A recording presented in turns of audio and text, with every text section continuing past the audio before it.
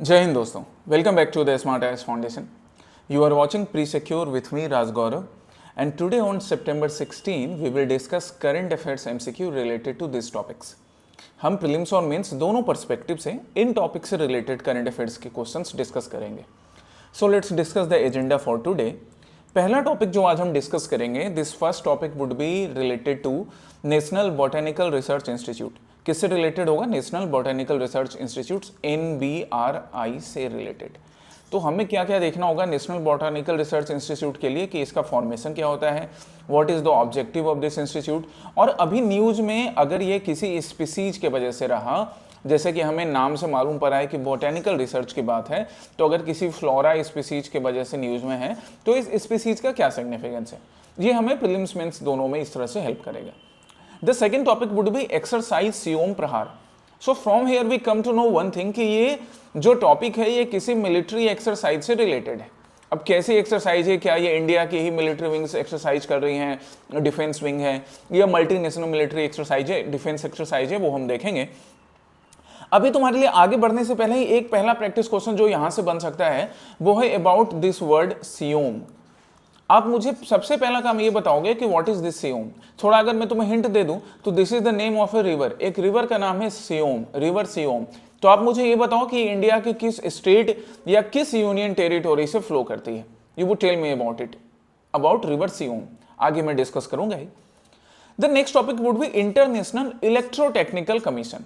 International Electrotechnical Commission relevant to India. India में इसका क्या रेलेवेंस है इलेक्ट्रोटेक्निकल कमीशन का, इंटरनेशनल इलेक्ट्रोटेक्निकल कमीशन का. अगर हम नेम पर ध्यान दें, then from here we can learn कि ये जो कमीशन है इंटरनेशनल इलेक्ट्रोटेक्निकल कमीशन, ये इलेक्ट्रोटेक्निकल प्रोडक्ट्स के केस में, इलेक्ट्रॉनिक्स वाले प्रोडक्ट्स के केस में या बाकी टेक्निकल फील्ड में एक स्टैंडर्ड सेट करने का काम करेगा, जिसका इंडिया भी एक मेंबर है. एंड दैट्स व्हाई आज इंडिया के पर्सपेक्टिव में पढ़ रहे हैं इसे. फोर्थ टॉपिक वुड बी डोंगसा और प्रतास आइलैंड. हम इसे वर्ल्ड मैपिंग्स का लोकेशन चेक करेंगे और इससे रिलेटेड जो भी फीचर है वो चेक करेंगे, तो हमारे प्रीलिम्स एग्जामिनेशंस के लिए बड़ा इंपॉर्टेंट हो जाएगा. And the next term is pink tax. Prelims and mains में ऐसे टॉपिक्स ना बहुत इंपॉर्टेंट होते हैं जहां से आपके लिए क्वेश्चंस पूछे जाते हैं. पिंक टैक्स, क्या ये स्पेशल काइंड ऑफ टैक्स है? पिंक टैक्स से अगर थोड़ा हम ध्यान देना तो जैसे हमारी सोसाइटी में एक जो क्लासिफिकेशन कर दिया जाता है that the pink products are related to the women, जो कि एक क्लासिफिकेशन है, सोसाइटी का बना हुआ है. सोसाइटी ने ऐसा बना दिया कि जो पिंक कलर के प्रोडक्ट्स होंगे वो विमेन एसोसिएटेड होंगे, राइट, या फिर ज्वेलरी जो होंगी वो विमेन एसोसिएटेड होंगी. ऐसा ओरिजिनली नहीं होता था, ग्रेजुअली धीरे धीरे सोसाइटी में ये सिस्टम सेट हो गया. तो क्या ये pink tax specifically women product पर लगाया जाता है, या फिर ये जेंडर डिस्क्रिमिनेशन को खत्म करने के लिए किया जाता है, या एग्जैक्टली है क्या? That we will discuss in today's session. और फिर उसके बाद प्रैक्टिस क्वेश्चंस आपके लिए होंगे. आज के भी प्रैक्टिस क्वेश्चंस और फिर कल का जो लास्ट 15 सितंबर के प्रैक्टिस क्वेश्चंस थे वो मैं तुम्हारे साथ डिस्कस करूंगा. ये आज का एजेंडा होगा, agenda for pre secure September 16. Okay, now let's start with the first topic, National botanical research Institute. So National botanical research Institute की बात करें, then what the Hindu is saying, the Hindu क्या cover कर रहा है, that in Odisha the NBRI National botanical research Institute through its efforts exotic eustoma blooms. ये exotic eustoma क्या है? ये एक एक्जोटिक स्पीसीज है फ्लावर्स का. आप यहाँ पे देख सकते हैं, ये पिक्चर लिया गया है उड़ीसा से कि किस तरह से हमारे कुछ फार्मर्स बंधु, फार्मर्स बहनें ये एक्जोटिक जो यूस्टेमा है, एक्जोटिक यूस्टेमा नाम का ये फ्लावर है, इसकी फार्मिंग कर रहे हैं. और कहाँ फार्मिंग कर रहे हैं? ये एरिया देखो, इनक्लोज्ड एरिया, इसको ना पॉली हाउस बुलाया जाता है. क्या बुलाया जा रहा है? Poly house. I will discuss in detail what is the meaning of poly house. Poly house क्या है और ये जो स्पीसीज है ना, ये स्पीसीज के बारे में भी देखेंगे. मतलब इस टॉपिक से हमें तीन चीज सीखना है. एक तो NBRI के बारे में सीखना है, देन एक्जोटिक यूस्टोमा स्पीसीज के बारे में सीखना है, कौन से स्पीसीज है, and then what is the meaning of poly house. Poly house का क्या होता है? चलिए पहले क्वेश्चन पर आते हैं. So the question is asking about national botanical research institute, NBRI के बारे में बोल रहा है. पहला स्टेटमेंट क्या, it functions under the CSIR, council of scientific and industrial research. So is it correct? तो हाँ, ये करेक्ट है. करेक्ट ढूंढना है आपको, ये करेक्ट स्टेटमेंट है. CSIR का ना ये एक विंग है जो बॉटेनिकल रिसर्च के लिए काम आता है. हमारी जो council of scientific and industrial research है उसका एक विंग है बॉटेनिकल रिसर्च का, जिसका नाम क्या हो गया? NBRI. It is located in Lucknow and is recognized for conducting both basic and applied research in plant species. तो ये बात तो हमें पता है कि प्लांट स्पीसीज में बेसिक एंड अप्लाइड रिसर्च करेगा। और क्या लखनऊ में लोकेटेड है? तो हाँ, उत्तर प्रदेश लखनऊ में लोकेटेड है। लखनऊ उत्तर प्रदेश में लोकेटेड है। लखनऊ नवाबों का शहर, मुस्कुराइए आप, लखनऊ में है। तो ये वही लखनऊ का है, नवाबों का शहर, जहाँ के नवाब और जहाँ की कबाब दोनों बड़े इंपॉर्टेंट है। नवाबन कबाब। कभी अगर लखनऊ जाओ तो लखनऊ की सड़कों को घूमना, लखनऊ के उन रीजन्स को आप घूम सकते हो जिनका हिस्टोरिकल रेलेवेंस भी है 1857 के रिवॉल्ट के टाइम से लेकर आगे तक। And if you like eating food vegetarian as well as non vegetarian, तो लखनऊ के कबाब भी बड़े प्यारे होते हैं। बड़ी तहजीब से बात की जाती है लखनऊ में, जो लोग लखनऊ की तहजीब को है ना फॉलो करते हैं।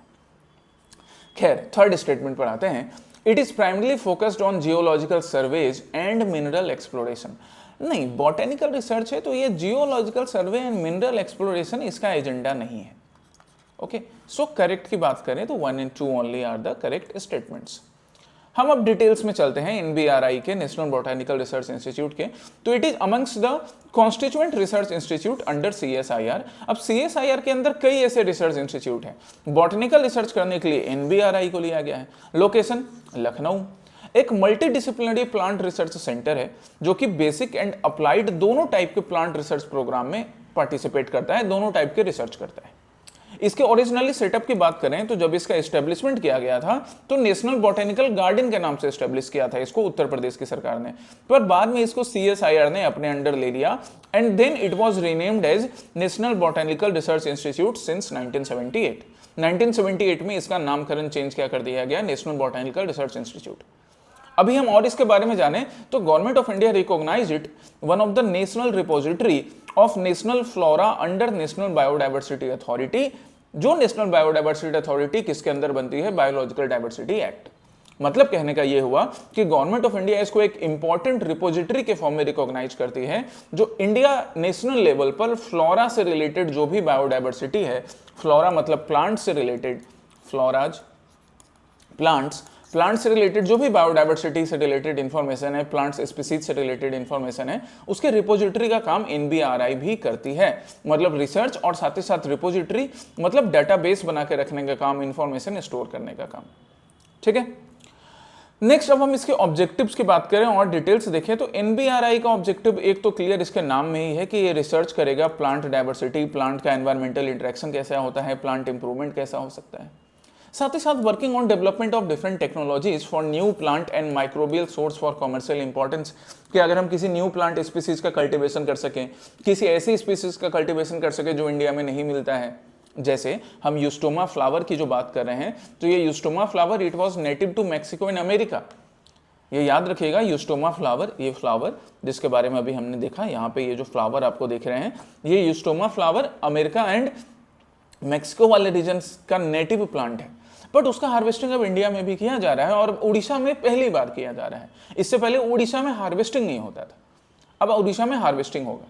यूस्टोमा प्लांट की बात करें कि अच्छा भाई क्यों हार्वेस्टिंग इतना इंपॉर्टेंट है, तो इसको ना साल में 2 बार हार्वेस्ट किया जा सकता है, जिससे अप टू 2 लाख पर एकड़ प्रॉफिट हो सकता है। सो दैट्स रियली गुड, अच्छा प्रॉफिट होगा इसमें। एंड एक और बात, तो यूस्टोमा जो फ्लावर है ना, ये अपना फ्रेशनेस काफी लॉन्ग टाइम तक रखता है and that's why it can be a robust replacement for roses, जो 1 या 2 दिन में ही धीरे धीरे खराब होने लगते हैं।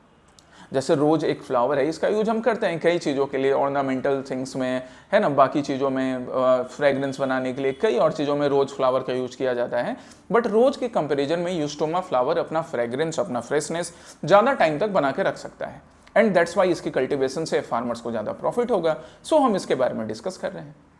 NBRI के और बाकी हम डिटेल्स की बात कर रहे हैं तो जर्मा प्लान रिपोजिटरी बनाना प्लांट्स का, एक्सपर्टाइज असिस्टेंस जो कुछ भी चाहिए फार्मर्स को, स्पेशली वैसे फार्मर्स जो फ्लोरिकल्चर का काम कर रहे हैं, फ्लोरिकल्चर मतलब फ्लावर से रिलेटेड काम कर रहे हैं, बाकी भी हॉर्टिकल्चर भी हैं, उनको भी ये हेल्प करेगा, उनसे रिलेटेड अपने रिसर्च साइंटिफिक नॉलेज को शेयर करने का काम करना। अब हम आते हैं पॉली हाउस पर, पॉली हाउस फार्मिंग, जो अभी हमने पिक्चर में देखा था कि किस तरह से उड़ीसा के फार्मर्स पॉली हाउस फार्मिंग कर रहे हैं। So what is poly house ना, यहाँ पे 2 चीज पे ध्यान दो।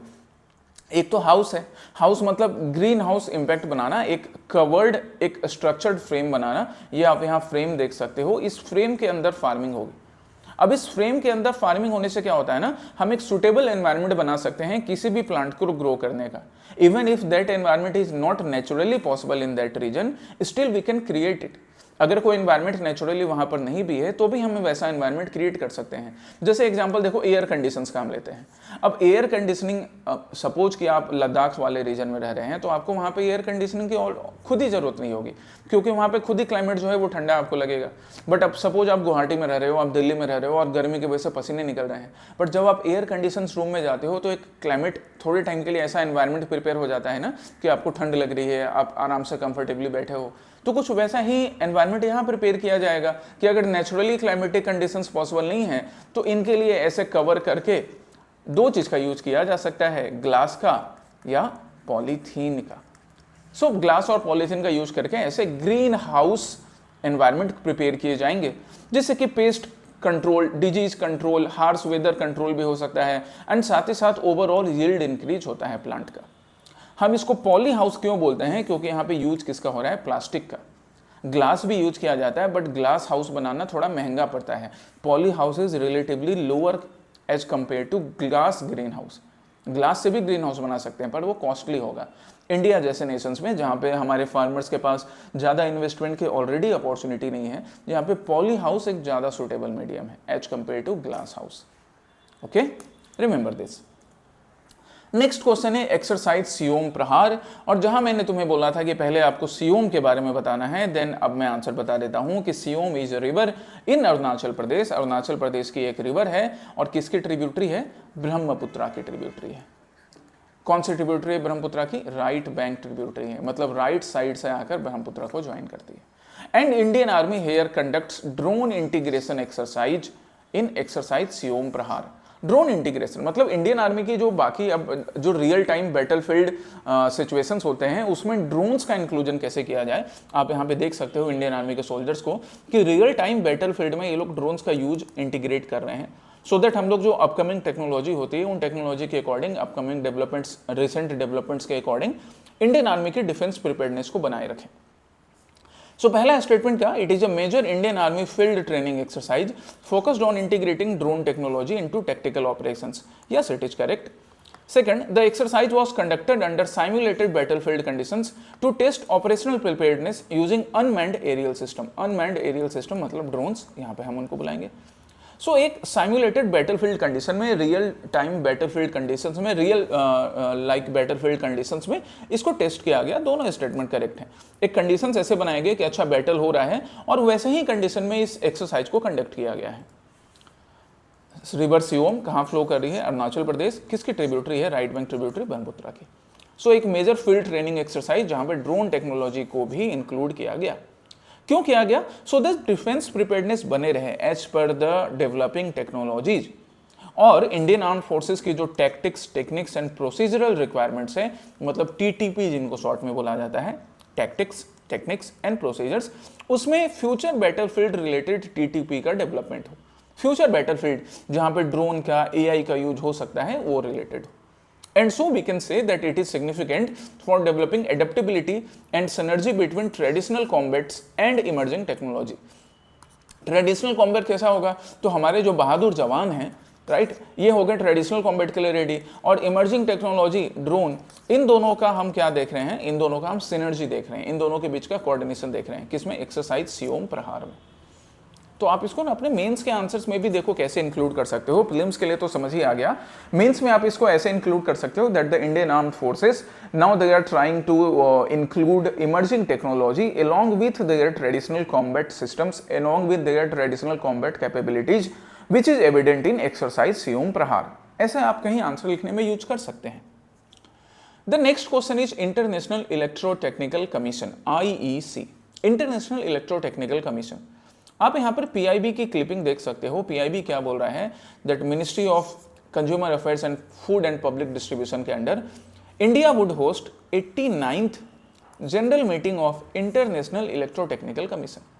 मतलब इंटरनेशनल इलेक्ट्रोटेक्निकल कमीशन की जो मीटिंग हो रही है, 89th मीटिंग, वो कहाँ पर होगी, इंडिया में। So that's really a proud moment for us, हमारे लिए प्राउड मोमेंट भी है और अच्छी अपॉर्चुनिटी है।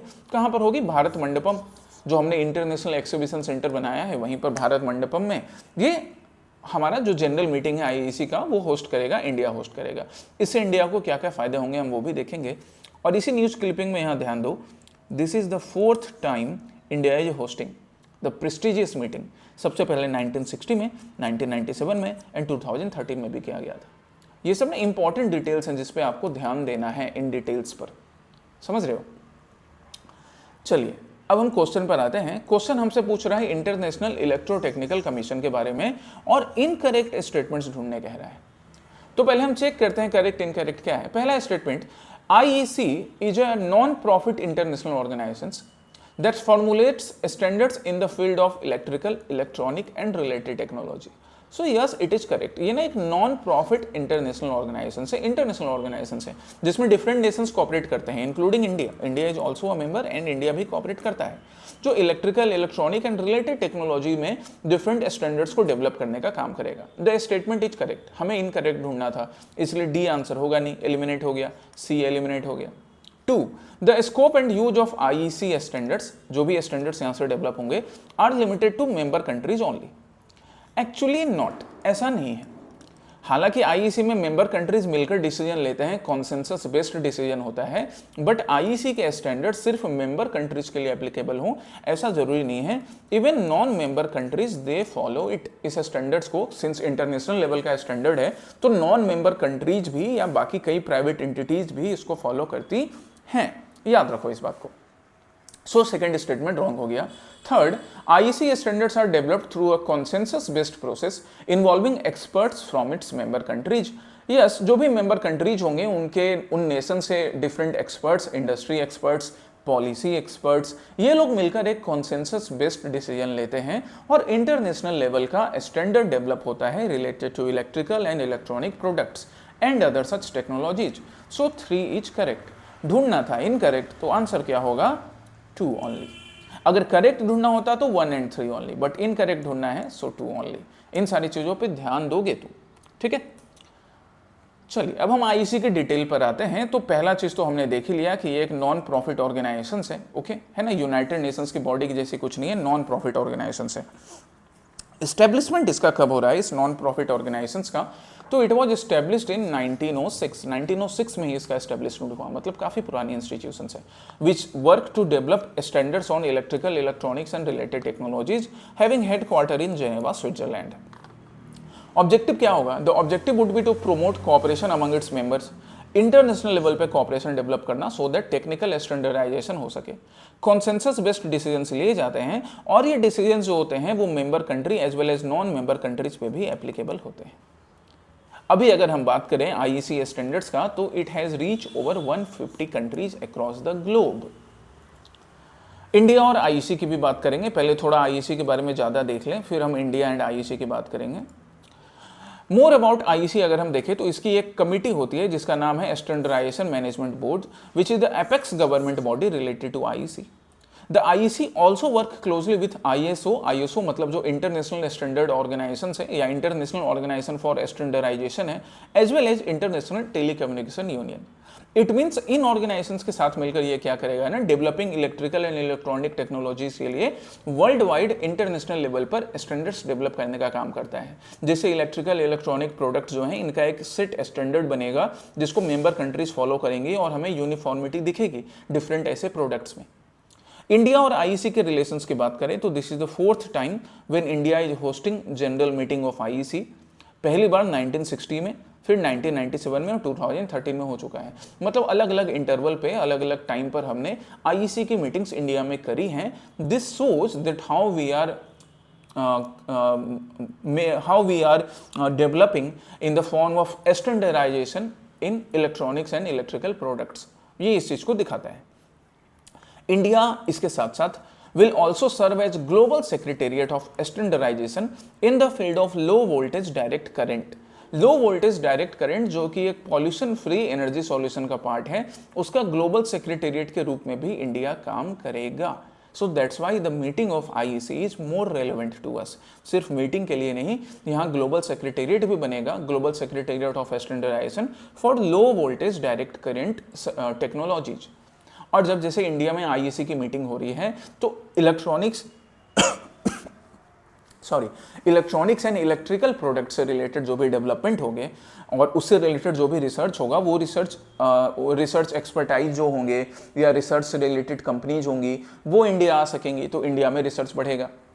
इवन ये जो IEC मीटिंग भारत मंडपम में होगी वो स्कूल एंड कॉलेज स्टूडेंट्स के लिए भी ओपन रखी गई है कि स्कूल एंड कॉलेज स्टूडेंट्स भी जाकर वहाँ पार्टिसिपेट कर सकते हैं, देख सकते हैं कि क्या क्या डेवलपमेंट हो रहा है। सो ओवरऑल इंडिया के लिए बड़ा बेनिफिशियल साबित रहेगी ये मीटिंग। नेक्स्ट हम बात करें वर्ल्ड मैप बेस्ड क्वेश्चंस की, जो किस आइलैंड पर बेस्ड है, डोंगसा आइलैंड पर। द इकोनॉमिक टाइम्स क्या बोल रहा है, Taiwan coast guard intercepts Chinese vessels near Dongsha island. Dongsha island के पास ताइवान ने चाइनीज वेसल्स इंटरसेप्ट किए हैं। ये जो रीजन है ना साउथ चाइना सी वाला, ये रीजन ना काफ़ी न्यूज़ में रहता है रिलेटेड टू डिफरेंट डिस्प्यूट्स, कभी चाइना, जापान, कोरिया, ताइवान, इन सब के डिफरेंसेस के वजह से।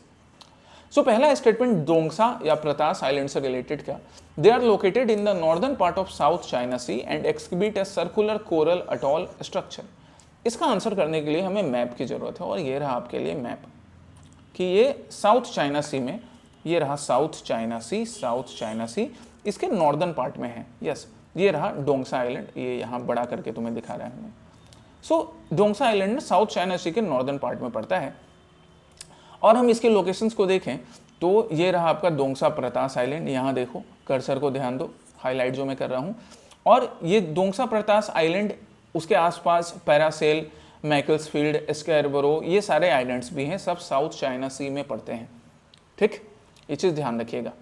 यहाँ साउथ कोरिया है, जापान है, फिलीपींस सी भी है, ताइवान है, हांगकांग है, ये सारी चीज़ें यहाँ पड़ती हैं। एक बार स्क्रीन में क्लियर कर रहा हूँ, तुम्हें एक और चीज़ दिखाता हूँ। यहाँ हम डोंगसा प्रतास आइलैंड की बात कर रहे हैं और ये ताइवान ने भी कंसर्न जारी किया है, बट डोंगसा प्रतास आइलैंड किसके ज़्यादा क्लोज है, हांगकांग के ज़्यादा क्लोज है, ताइवान से थोड़ा दूर है एज कम्पेयर टू हांगकांग। इस चीज़ पर भी ध्यान दो।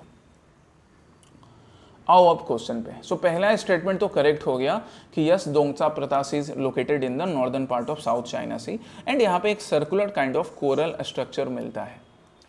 Second, the Dongsha island lies closer to Taiwan than to Hong Kong. नहीं, एक्चुअली नॉट, सेकंड रॉन्ग हो गया, ये ज़्यादा क्लोज हांगकांग के है, ताइवान के उतना क्लोज नहीं है। So the correct statement A answer होगा हमारा वन ओनली। यहाँ आप देख सकते हैं हांगकांग के ज़्यादा क्लोज है एज कम्पेयर टू ताइवान। अब हम और डिटेल्स देखें अगर डोंगसा आइलैंड का, तो it is also known as the Pratas island, जो नाम हमने वहाँ भी मेंशन कर रखा है। यहाँ पे लगभग 3 आइलैंड्स वाले ग्रुप हैं इस रीजन में, साउथ चाइना सी में, northern part of South China Sea में, जैसे कोइसिंग ताइवान, उसका लोकेशन की हम बात करें तो it's approximately 445 kilometre south west of Taiwan and 320 kilometre south west of Hong Kong. इसलिए ज़्यादा नज़दीक डोंगसा आइलैंड किसके हैं, हांगकांग के। गवर्नेंस की बात करें तो it is governed by Taiwan, Taiwan ये इसको गवर्न करता है as Taiwan marines are stationed here. कोई ज़्यादा परमानेंट रेसिडेंट आपको इस रीजन में नहीं मिलेंगे, but Taiwan marines they are stationed here and it is under the control of Taiwan. इसके नेचुरल इकोलॉजिकल कैरेक्टरिस्टिक की बात करें तो सर्कुलर कोरल स्ट्रक्चर आपको यहाँ मिलता है। इट ऑल्सो इंक्लूड सम, ये जो डोंगसा प्रतास आइलैंड की हम बात करें तो it also include the Dongsha island यहाँ पर है which is the only island above sea level. बाकी आइलैंड्स इसके बिलो सी लेवल है, मतलब below sea level and above sea level दोनों टाइप के आइलैंड्स मिलते हैं इस ग्रुप में। The Dongsha is the above sea level islands in this region. Next topic is pink tax. Dongsha island world map related questions के लिए याद रखिएगा कि साउथ चाइना सी में, नॉर्दर्न साउथ चाइना सी में पड़ता है and it is close to Hong Kong. Ecological character क्या है, एक circular kind of atoll structure, coral structure जिसके लिए जाना जाता है एंड गवर्नेंस किसका चल रहा है, ताइवान का। अब हम पिंक टैक्स पर आते हैं। द हिंदू क्या बोल रहा है, एक टाइप का स्टेटमेंट है, अपील है towards the women that stop paying more for being a woman, कि वुमेन होने की वजह से आपको ज़्यादा टैक्स पे करना पड़ता है, ऐसा बिल्कुल नहीं है। बाहर बारिश शुरू हो गई है और ये इतनी तेज़ बारिश से गुवाहाटी में फिर वाटर लॉगिंग के नुकसान होने लगते हैं। खैर आई होप वाटर लॉगिंग ना हो तो आपके क्लासेस में ज़्यादा कोई इम्पैक्ट नहीं पड़ेगा। चलिए इस पर आते हैं। अच्छा गाइस, एक बात बताऊँ, पिंक टैक्स तो डिस्कस करेंगे, गुवाहाटी या अभी आप न्यूज़ में देख रहे होगे गुरुग्राम में, गुड़गांव में, कभी न्यू दिल्ली में, है ना, कभी पटना में, कभी पटना का एक रीजन था कंकरबाग वाला, वहाँ वाटर लॉगिंग के लिए जाना जाता था। आजकल हालात अच्छे हो गए हैं। चेन्नई में, मुंबई में, इन सब जगहों पे ना एक मेन इशू क्या है, बारिश के वजह से वाटर लॉगिंग होना, अर्बन फ्लड जिसको हम बुलाते हैं। सो स्टडी अबाउट इट, थोड़ा रिसर्च इसके बारे में आप करिए कि हम इन इश्यूज को कैसे डील कर सकते हैं। ओके, वेट, नॉइज आएगा, हाँ अब नॉइज कम आएगा, है ना। इसके बारे में थोड़ा रिसर्च करना, पढ़ना, और तुम्हारे पास अगर कुछ ऐसे इनोवेटिव आइडिया हो देन वो आइडिया तुम कमेंट सेक्शन में शेयर भी कर सकते हो।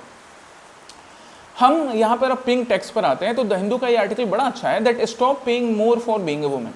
कई बार जैसे इस चीज़ को वुमेन भी अच्छे से समझेंगी, गर्ल्स भी अच्छे से समझेंगे और मेल्स भी अच्छे से समझेंगे। यहाँ पे हम देख सकते हैं, जैसे ये एक शर्ट है, राइट, ये एक शर्ट है।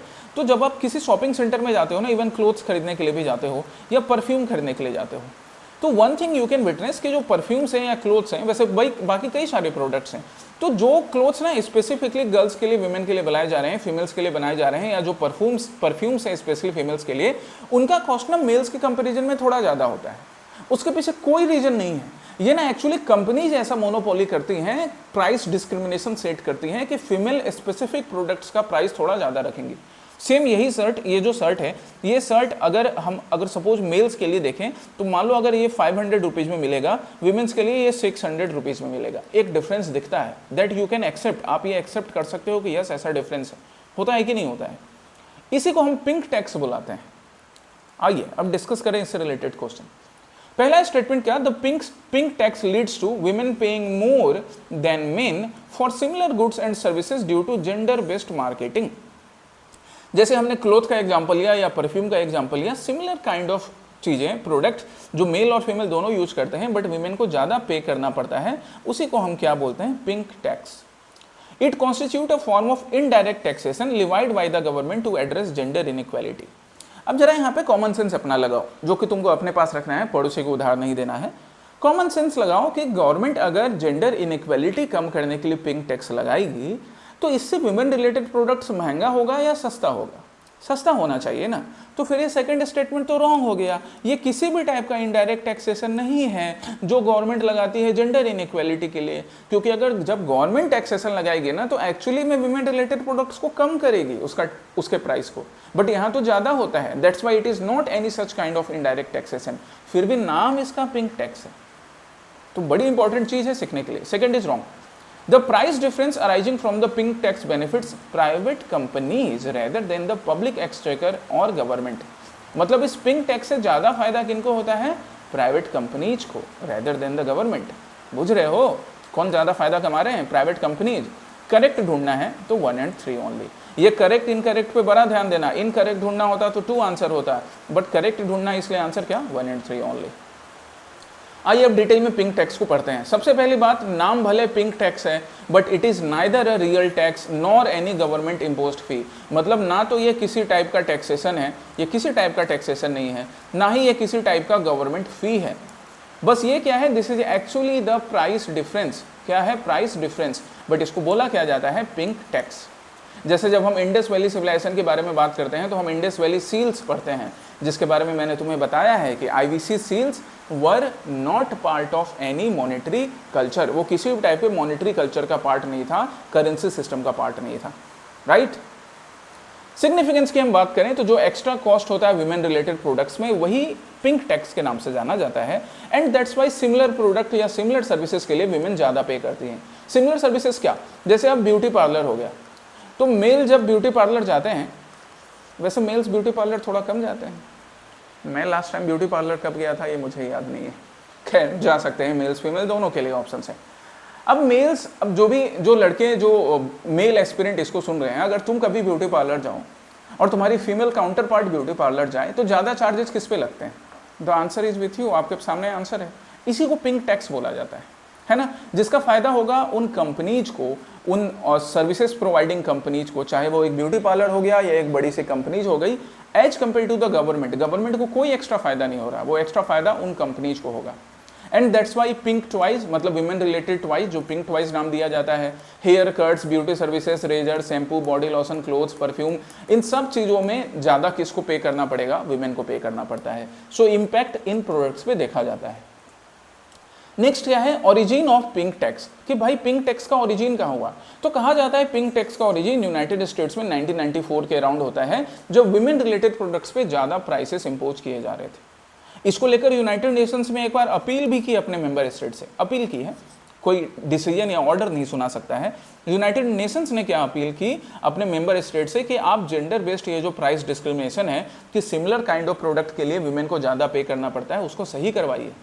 अब इस अपील का या बाकी चीज़ों का इंडिया में क्या इम्पैक्ट है? तो इंडिया में pink tax is not prohibited by any law. इसलिए जब आज तुम ये प्री सिक्योर देखने के बाद कोई प्रोडक्ट खरीदने जाओगे, एक शर्ट खरीदने गए, कोई लड़का ये शर्ट खरीदने गया या कोई लड़की ये शर्ट खरीदने गई, तो अगर आप फीमेल्स के लिए खरीद रहे हो और अपने मेल काउंटर पार्ट के लिए खरीद रहे हो, तो प्राइस डिफरेंस आपको आज भी दिखेगा। सो इंडिया में प्रोहिबिटेड नहीं है, एंड दैट्स वाई आपको ये प्राइस डिस्क्रिमिनेशन दिखता है। हालांकि national consumer dispute redressal commission ने क्या बोला कंपनीज को, कि भैया you should bring fair pricing policies and so avoid gender based price discrimination. ये बस एक रूलिंग है ना, इसका इम्पैक्ट भी दिखता नहीं है। दैट्स वाई हम प्राइस डिस्क्रिमिनेशन फेस करते हैं रोज, क्योंकि हमारे यहाँ कोई स्पेसिफिक लॉ नहीं है। अब इन चीज़ों के ऊपर ना हमारे मेंबर और पार्लियामेंट्रियन वो सब डिस्कस ही नहीं करते हैं, वो फालतू बातों पर डिस्कस करते हैं। इन चीज़ों पर डिस्कस करना चाहिए, एक बड़ा इंपॉर्टेंट मैटर है। इन जुलाई 2018, जैसे मैं एक तुमको एग्जांपल दे रहा हूँ, जुलाई 2018 में गवर्नमेंट ने जो सैनिटरी नैपकिन्स एंड टेम्पून्स होते हैं, जो मेंस्ट्रुएशन टाइम्स में या जो मेंस्ट्रुएशन से रिलेटेड हाइजीन्स के लिए इंपॉर्टेंट हैं, उसको जीएसटी एग्जम्प्ट किया। अदरवाइज उसके पहले इस पर भी 12% जीएसटी लगता था। तो आप खुद देख सकते हो कि जब जीएसटी भी लगाया गया तो सैनिटरी नैपकिन्स एंड टेम्पून्स जैसे प्रोडक्ट पे भी 12% जीएसटी लगाया गया था। This is a kind of discrimination to women related products, की एक स्पेशल डिस्क्रिमिनेशन वीमेन्स को इन प्रोडक्ट्स पे भी फेस करना पड़ रहा है, जो कि वीमेन हेल्थ रिलेटेड हाइजीन के लिए बड़ा इंपॉर्टेंट है। क्लियर है? पिंक टैक्स याद रहेगा। अब हम कल के प्रैक्टिस क्वेश्चन पर आते हैं। पहला प्रैक्टिस क्वेश्चन था इंटरनेशनल बिग कैट अलायंस पर। पहला स्टेटमेंट क्या? The Indian government established IBCA through the National Tiger Conservation Authority in 2024। Yes, it is correct guys. आज भी ध्रुव मेरे से पूछ रहा था कि सर ये स्टेटमेंट करेक्ट है या रॉन्ग है। एक्चुअली में आईबीसीए के फॉर्मुलेशन की हम बात करें तो इसका प्लान सबसे पहले 2023 में दिया, ऑब्वियसली हमारे prime minister, honourable prime minister Shri Narendra Modi ji ने। बट इसका फॉर्मेशन कैबिनेट के थ्रू कॉन्स्टिट्यूशन कब होता है? 2024 में।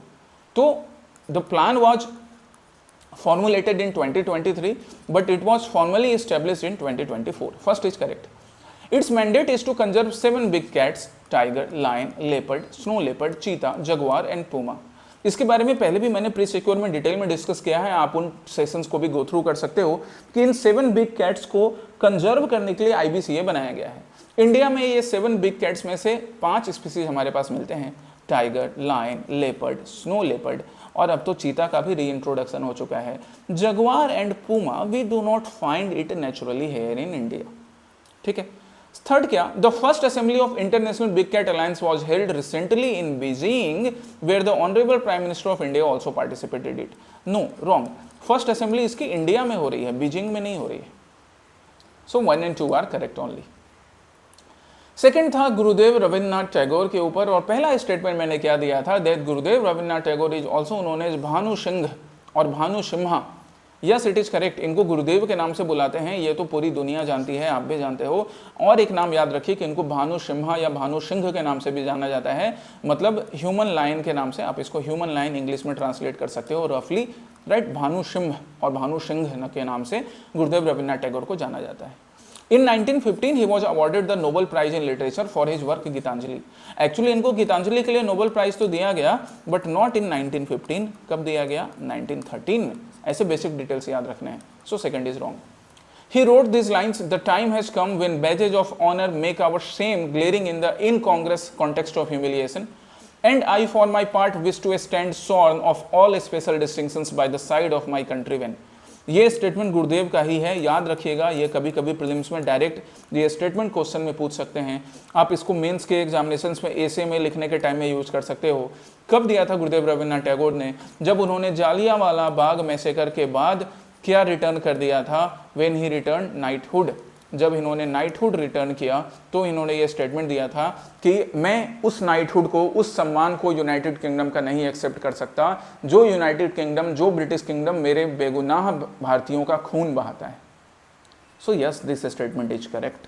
1 and 3 only are the answer. Okay, अब आज के लिए प्रैक्टिस क्वेश्चन। पहला प्रैक्टिस क्वेश्चन है ऑपरेशन पोलो। रिसेंटली इसे मैंने अभी तुम्हें पोस्ट इंडिपेंडेंस क्लास जो मैं ले रहा था मेंस वाली, वहां पर भी पढ़ाया है, आगे भी पढ़ोगे, बाकी बैचेस में भी ये क्लासेस होंगे ही, तब आप करोगे। न्यूज में भी ये मेंशन था ऑपरेशन पोलो। सो पहला प्रैक्टिस क्वेश्चन ऑपरेशन पोलो पर बेस्ड। दूसरा प्रैक्टिस क्वेश्चन आर्टिकल 143 के स्पेसिफिकली फर्स्ट वाले प्रोविजन पर बेस्ड है। ये भी अभी न्यूज में रहा है, पहले भी न्यूज में रहा था। किस वजह से न्यूज में रहता है, क्या इसका पर्पस है, ये आपको ढूंढकर आंसर करना है। So these are the 2 practice questions for today. कल फिर 17 सितंबर को हम लोग प्री सिक्योर के न्यू सेशंस के साथ मिलेंगे। Till then take care, study well, जय हिंद। और एक और बात, रिवाइज रेगुलरली। ओके, जय हिंद दोस्तों।